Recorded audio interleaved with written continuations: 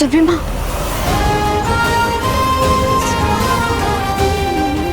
सुमन, किसी विधि व्यवहार से नहीं, दिल की आवाज सुनकर तुम्हारे बंधन के नाम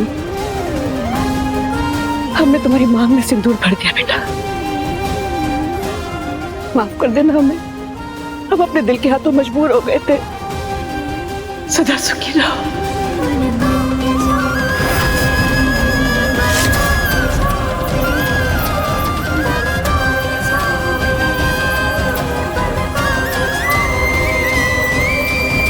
तुम जो मासूम सी छोटी सी बच्ची के साथ बुरा की थी ना, उसका नतीजा तो बुरा ही होने वाला था। आप भी बड़ी माँ,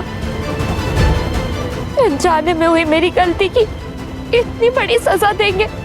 वैसे भी ये परिवार में कोई नहीं है अपना, सिर्फ आंचल के सिवा, जिससे मैं अपना दुख बांट सकूं। और आप में मैं अपनी माँ की छवि देखती हूँ। आपने मुझे स्वीकारा भी है, मैं आपके हर फैसले में आपके साथ हूँ, चाहे आप मुझे जो भी सजा दे। बाकी सब तो बस सुमन की सुनते हैं।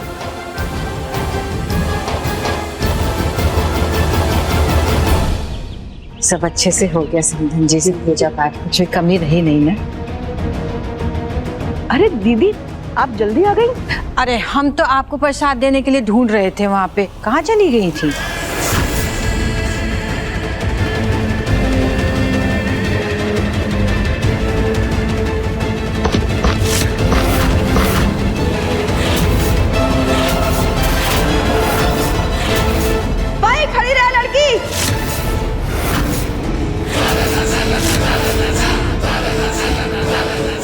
दीदी,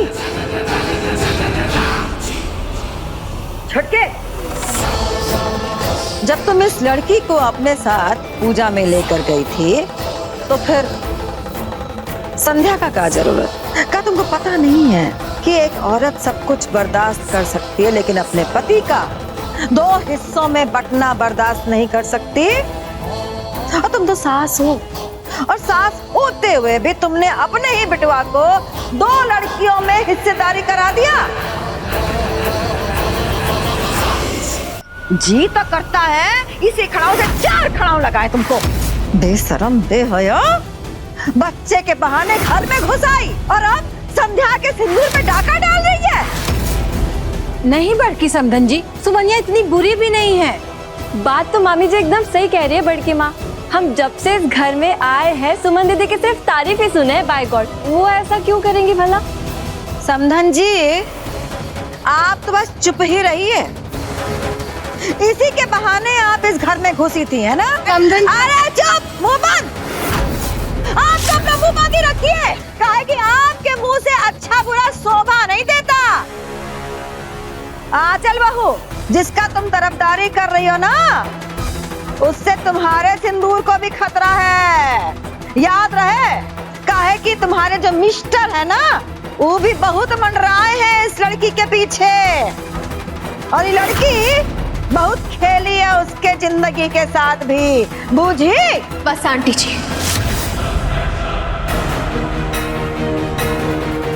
हम सबका सम्मान करते हैं, इसका ये मतलब नहीं कि हम अपना अपमान करवाएंगे। और आप ये भूल रही हैं, आप सिर्फ हमारा अपमान नहीं कर रही, आप अपने खानदान के बेटों का भी अपमान कर रही हैं।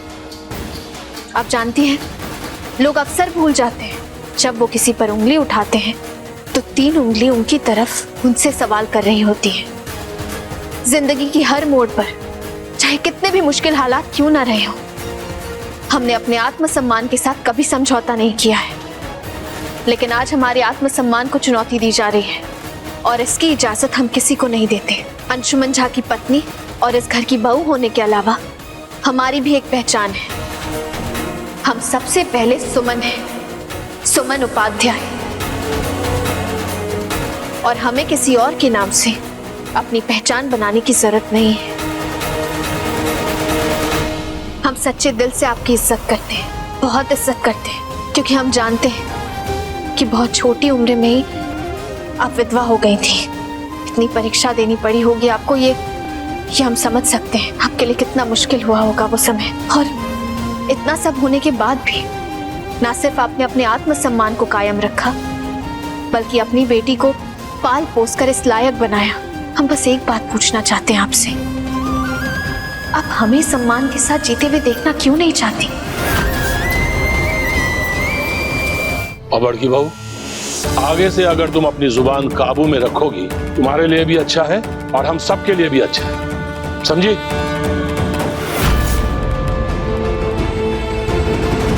अंशुमन,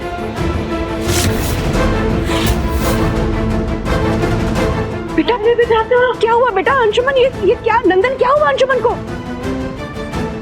अंशुमन जी,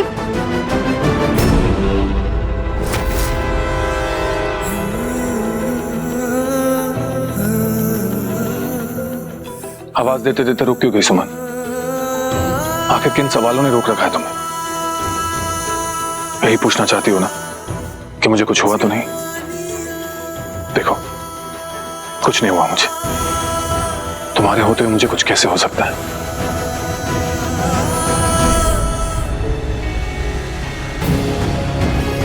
लेकिन अंशुमन बेटा, तुम्हें ये चोट लगी कैसे? कुछ नहीं दादाजी, वो पृथ्वी पर गोली चली मार्केट में।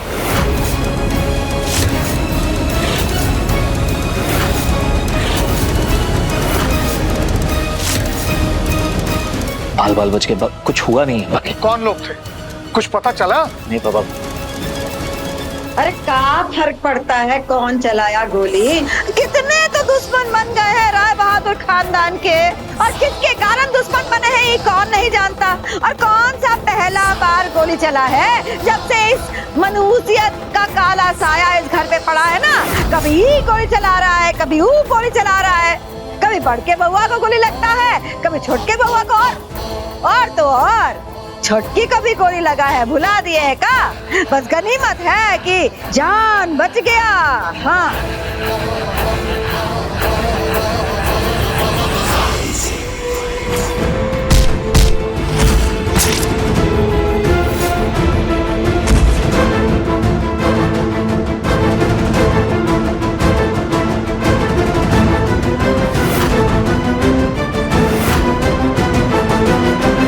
बड़ी माँ, जब तक सुमन मेरे साथ है मुझे कुछ कैसे हो सकता है? मौका लगा नहीं कि तोता मैना का अटखेली शुरू हो गया।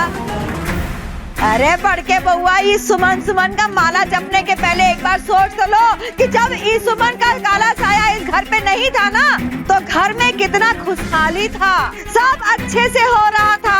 और जब से ये आई है, बस अशांति ने डेरा डाल दिया यहाँ पे। बड़के बउआ, 1 साल तक ना कोई गोली चला, ना कोई कलह कलेश हुआ। इस अपशकुनी को घर में आए 4 दिन नहीं हुआ कि फिर से गोलाबारी शुरू हो गया। जाने किसका जान लेके मानेगा। हाय रे विधाता, बचा लो इस अपशकुनी से हम सभी को।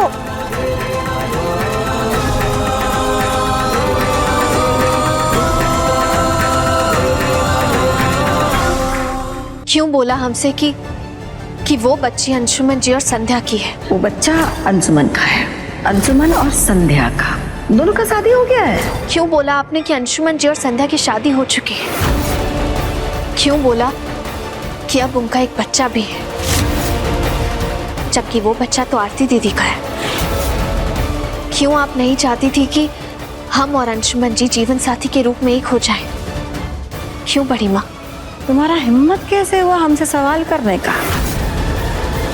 और जब सवाल करने वाले का जबान इतना लंबा हो जाए तो उसको सबक सिखाना पड़ता है।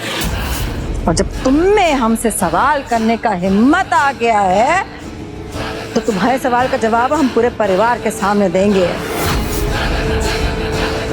चलो माँ। आरती, बेटा देख के आना, दोनों के बीच में क्या बातें हो रही हैं। हाँ छोटी माँ, भी देखते हैं। कहीं किसी को कहीं जाने की जरूरत नहीं है। बड़ी माँ, हम खुद ही आ गए हैं यहाँ इस लड़की के साथ। तुमको जानना था ना कि हम तुमको सच काहे नहीं बताए? तो सुनो, तुम यहाँ वापस आई थी, उसके ठीक पहले बड़के बउआ ने संध्या का मांग में सिंदूर डाल दिया था। उसको डर था कि कहीं दामाद जी बच्ची को आरती से छीन के ना ले जाए। अरे जो लड़का सुमन सुमन के नाम का माला जपता रहता था, तुम्हारे चक्कर में अपना जिंदगी बर्बाद कर लिया था। वो लड़के का जिंदगी एक बच्चे के कारण पटरी पर आ गया था। तो फिर हम तुमको घर में कैसे वापस आने देते? बोलो, अरे बोलो। बड़ी माँ, ये बात आपने हमें पहले क्यों नहीं बताई? बड़के बउआ, पहले बताते तो 3 जिंदगियां आफत में पड़ जाती। बच्ची, आरती और संध्या की जिंदगी पे ग्रहण लग जाता। इसलिए हमको जो सही लगा हम वो किए। आप लोगों का आंख पे भले ही पर्दा पड़ा हो, लेकिन हमको साफ साफ दिख रहा है और हम बूझ भी रहे हैं ये बात कि जब से इस लड़की के पैर इस घर से बाहर निकले हैं, इस घर में खुशियां फिर से लौट आई हैं और भरपूर खुशियां आई हैं। नंदन का शादी हुआ, आरती उम्मीद से हुई, इसलिए अपनी बच्ची की खुशी के कारण अगर हम माँ बन के सोचे तो क्या गलत कर दिए हम? दीदी, आप कह रही हैं इतनी बड़ी बात हमसे छुपाई? सुमन जिंदा थी, आपने हमसे छुपाया। सुमन इस घर के चौखट तक आई, लेकिन आपने हमें बिना बताए उसे धक्के मार के घर से बाहर निकाल दिया। अब पूछ रही है क्या गलती की? आप अच्छी तरह जानती हैं सुमन की हमारी जिंदगी में, अंशुमन की जिंदगी में क्या अहमियत है। उसके बाद भी आपने हमें कुछ नहीं बताया। आप माँ होने की बात कर रही है ना, तो एक माँ होने के नाते आपने दूसरी माँ को उसकी बेटी से दूर कैसे कर दिया? फिर पूछ रही है क्या गलती की? तो क्या फर्क पड़ गया? अरे हमारे दूर करने से भी क्या फर्क पड़ गया? 5 दिन में, केवल 5 दिन में इस सातिर लड़की नया परपंच बनाकर, मासूमियत का खाल ओढ़कर बच्ची के बहाने इस घर में आ धमकी।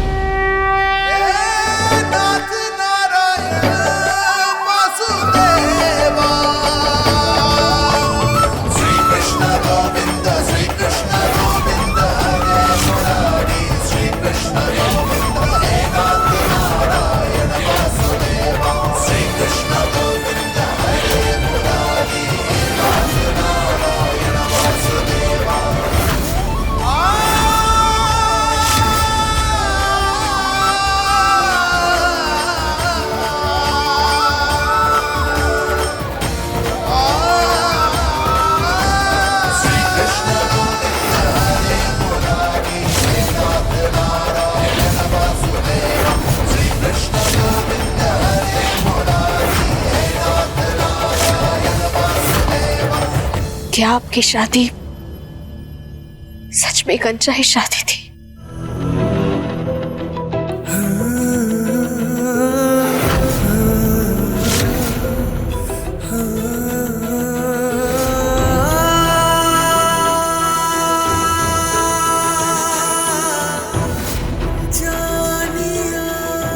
क्या आपने आरती दीदी की बच्ची के लिए शादी की थी?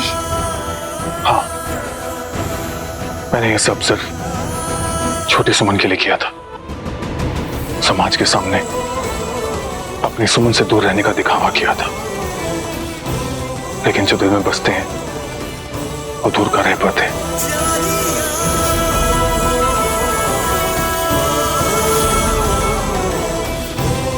इसका मतलब आपने अपनी सुमन का 1 साल तक इंतजार किया था? मैं तो आज भी तुम्हारा इंतजार कर रहा हूँ सुमन।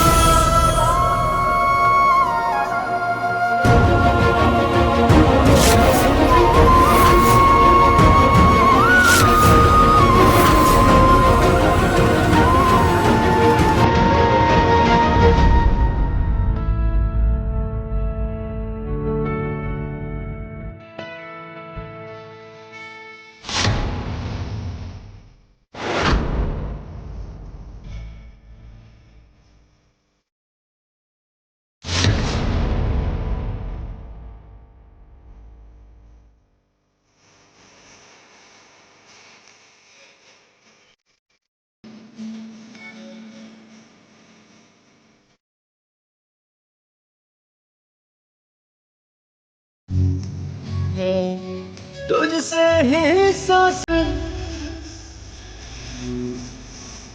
जी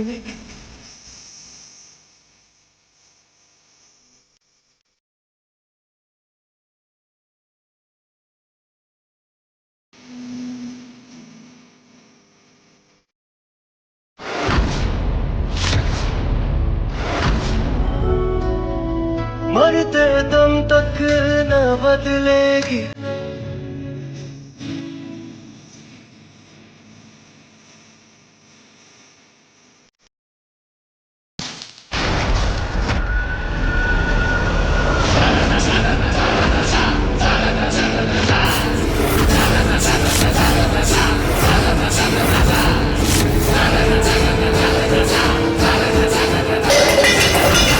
बड़ी माँ, ये क्या किया आपने? अरे बेशर्मी का रंग जो तुम लोगों ने पोत रखा है ना, उसे धोने का कोशिश कर रहे थे हम। अरे बढ़ के बउआ, हमसे सवाल पूछने से पहले इससे पूछो, इससे कि क्या किया है इसने। क्या कह रही थी? हमारा अंशुमन जी से कोई रिश्ता नहीं है, यही कहा था ना? कहा था कि नहीं? अरे लाज शर्म कुछ है कि घोर मट्ठा बना के पी गई हो? बेशरम बेहया, अगर कोई रिश्ता नहीं है तो काहे गले से लिपटी हुई खड़ी थी अभी? हैं? अरे बेशर्मी का आग में इतना ही शरीर तप रहा है ना, तो जाओ जाके कहीं। बड़ी माँ, दीदी, सुमन अंशुमन का क्या रिश्ता है ये अच्छी तरह जानती हैं आप। बोलने से पहले सोच समझ तो लीजिए कि क्या बोलने जा रही हैं। क्या रिश्ता है? बोलो छुटकी, क्या रिश्ता है? अरे हमको बताओ ना, क्या रिश्ता है? इसने नहीं कहा था कि इसका अंशुमन जी से कोई रिश्ता नहीं है? नहीं कहा था इसने कि यहाँ ये लड़की सिर्फ वो बच्ची का ड्यूटी करने आई है, बच्ची का ऑब्जर्वर बन के? बोलो तो फिर काहे ये निर्लज्ज लड़की जानते हुए कि बड़के बउआ की पत्नी ही संध्या, जो कि यही है, उसके सामने बड़के बउआ के गले लग गई?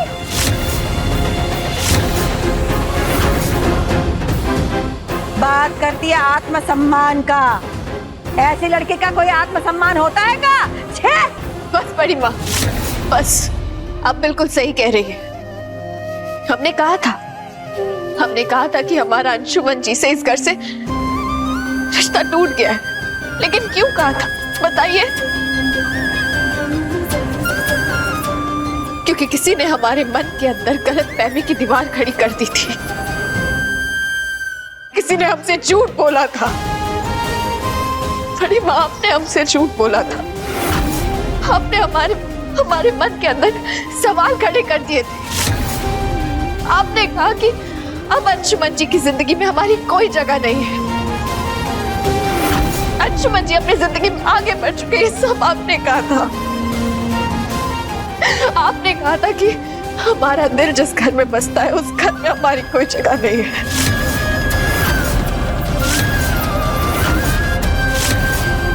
आपने तो कहा था ना।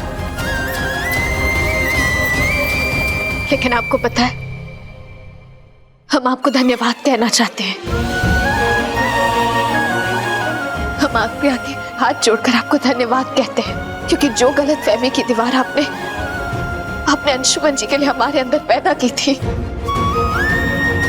आज आपने उसे खुद ही दूर कर दिया। और अब हमें समझ आ गया है, गलती हमारे अंशुमन जी की नहीं, गलती तो बस वो सिचुएशन की थी। Thank you.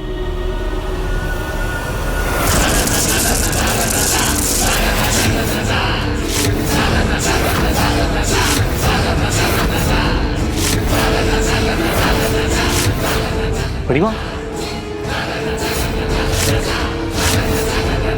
अभी ये क्या किया आपने? सालों पुरानी आपकी जाप की माला तोड़ दी। देवर जी,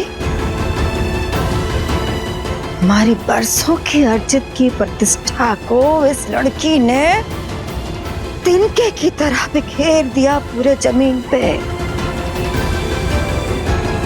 पूरे परिवार के सामने हमको नीचा दिखा दिया। तब तो आपके मुंह से एक शब्द नहीं निकला। इस माला के टूटने पर आपको इतना दुख, देवर जी? क्या बोल रही हो तुम? हमें पूरा विश्वास है और हम अच्छी तरह जानते हैं और हमने महसूस भी किया है कि सुमन ने ऐसी कोई बात नहीं कही जिससे तुम्हारे आत्मसम्मान को ठेस पहुंचे। बड़ी माँ, सुमन ने सिर्फ अपने आत्मसम्मान की रक्षा के लिए आपके सवालों के जवाब दिए। दादाजी, आपने मुझे, नंदिनी और आरती दीदी को यही संस्कार दिया है ना कि सही का सामना करो, सच का सामना करो। तो सुमन तो सही कह रही है, इसमें गलत क्या है? हाँ माँ, सुमन ने मेरे हर हालात में, हर परिस्थितियों में मेरा साथ दिया। जब पूरा परिवार हमें समझ नहीं पा रहा था, तब सुमन ने हमें समझा, हमारी मदद की है माँ। उस पे सवाल खड़ा करना कहाँ से सही है? अगर फिर भी आपको हमारी बात बुरी लगी हो तो हम आपके सामने हाथ जोड़कर आपसे माफी मांगते हैं बड़ी माँ। खबरदार, खबरदार, जो हमको बड़ी माँ कहा तो कह देते हैं। हम भविष्यवाणी कर रहे हैं कि ये लड़की हमारे खानदान, हमारे परिवार, हमारे घर का विनाश करके रहेगी।